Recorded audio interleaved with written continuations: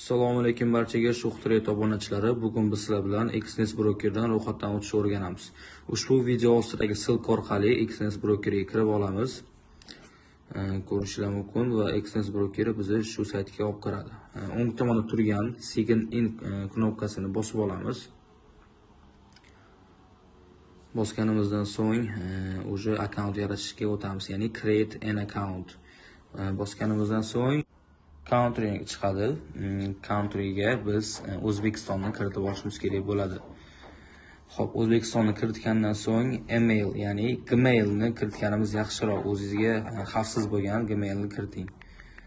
Xo'p, Gmailni kiritib bo'lganimizdan keyin o'zimizga bitta password o'ylab topamiz, ya'ni 8 tadan 15 tagacha simbol bo'lishi kerak.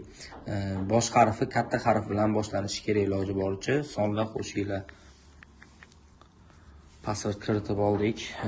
Pastdagi continue tugmasini bosib olamiz, davom ettirish. Xo'p, akkaunt yaratildi o'zi bizda. Keyin bu saytdan biz chiqib App Store yokida Play Marketga kirib olamiz va Xnes programmasini tortib olishimiz kerak bo'ladi. Xnes deb yozib olamiz va ko'rishingiz mumkin, ikkinchida turgan sariq Xnesni tortib olamiz. Xnes tortib bo'ldik. Endi prilojeniyega kiramiz. Xnesga kirganimizdan so'ng ikkinchida turgan oq knopkani bosdik va bu yerga birinchida turgan Gmailimizni kiritib olishimiz kerak bo'ladi. Gmailimizni kiritdik va qo'ygan parolimizni kiritib olamiz. Parolimizni ham kiritdik. Davom ettirish tugmachasini bosdik va programmaga parol o'ylab topamiz. Farqi yo'q, o'zingizga bezopasnostlik bo'lsa bo'ldi. Face ID'ni kiritib oldik. Xo'p, endi o'ng tomondagi profil tugmachasiga bosamiz, Nastroykaga o'tamiz va 3-chida turgan knopkani ham bosib olamiz. Bosganimizdan so'ng yozikka ingliz tilini qo'yib qo'yamiz, angliy yoziq. Bizga oson bo'lishi uchun Xnesga qayta kirib oldik. Xo'p, biz profilni aktivatsiya qilishimiz kerak bo'ladi. Uning uchun complete profiliga bosamiz. Bosganimizdan so'ng 3 xonali bizga topshiriqlar beradi. 3 etapli.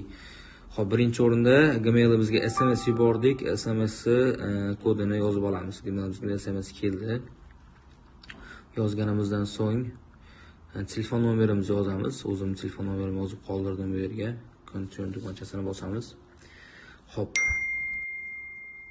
SMS ham keldi. SMSni kiritib olamiz.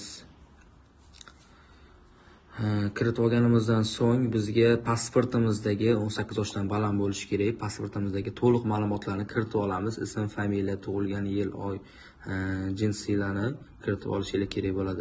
Kiritib olganimizdan so'ng birinchi bosqichdan o'tgan bo'lamiz va ikkinchi bosqich uchun complete profilni yana bir marta bosib olamiz. Xo'p, ikkinchi bosqichda bizga savollar berishni boshlaydi. Shu savollarga tezda javob berib chiqamiz o'zimiz haqimizda, ya'ni necha yil ishlamoqsiz, qancha daromad topmoqchisiz, shunaqa savollar beradi Xnes. Xo'p, bu savollarga tez javob berib chiqaman. Ko'rib olib, o'zingizlar qaytarsanglar bo'ladi shu narsani.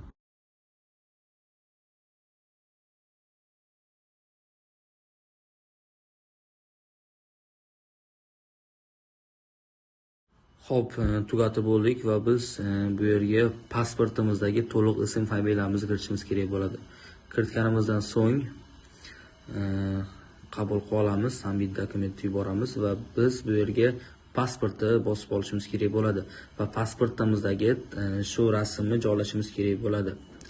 Pasportni joylab bo'lganimizdan keyin o'sha ikkinchi bosqichdan ham o'tgan bo'lamiz va 3-bosqich uchun complete profilni yana bir marta bosib olamiz. Xo'p, 3-bosqichga biz yashash manzilimizni kiritishimiz kerak bo'ladi yokida haydovchilik guvohnomamizni shu yerga rasmini kiritishimiz kerak bo'ladi.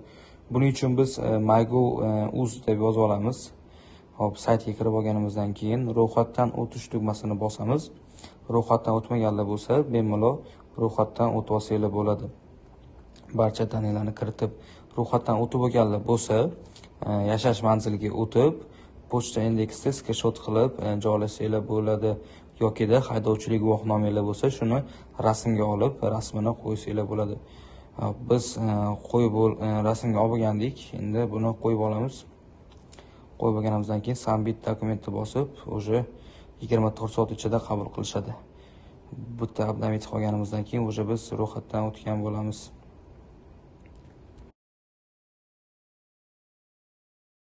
Xo'p, endi men sizlarga MetaTrader 5 ga akkaunt ulashni o'rgataman. Birinchi o'rin XS programmasiga kirib olamiz. Plus tugmachasini bosib, real akkauntga o'tib, standart continue bosamiz. Standart yaxshiroq. Va akkauntga ism o'ylab topamiz. Misol uchun Shuh Trader yozib qo'yamiz. Bu meni o'zimnikim. Xo'p, ism qo'yib bo'lgandan keyin leverage, ya'ni plechoni biz 1 ga 2000 qilib qo'yamiz, iloj bo'lsa. Xo'p, pasport o'ylab topamiz, ya'ni birinchi harf kattada bo'lishi kerak, keyin qanaqadir simvol bo'lishi kerak, son yoki shunaqa. Continue tugmachasini bosamiz va bizda o'sha akkaunt yaratilgan bo'ladi. Xo'p, qaranglar, akkauntni MetaTrader 5 ga ulash uchun details bosib olamiz birinchi o'rinda va setting ga o'tib olamiz.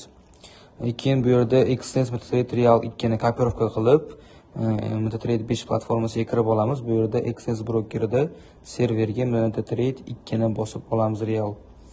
Keyin hop loginga kirib, Extensdan kopirovka qilib olamiz loginni bu yerga joylaymiz-da.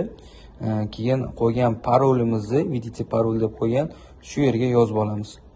Yozganimizdan so'ng akkauntga kirsak bo'ladi, o'sha real akkaunt ochilgan bo'ladi. Hop, real akkaunt ochilgan bo'ladi va XS programmasiga o'tib olib, hop, keyin sizlar bemalol depozit qilishingiz mumkin bo'ladi, ya'ni Visa karta orqali. Visa karta kiritilgan pasportdagi shaxs nomiga ochilgan bo'lishi kerak.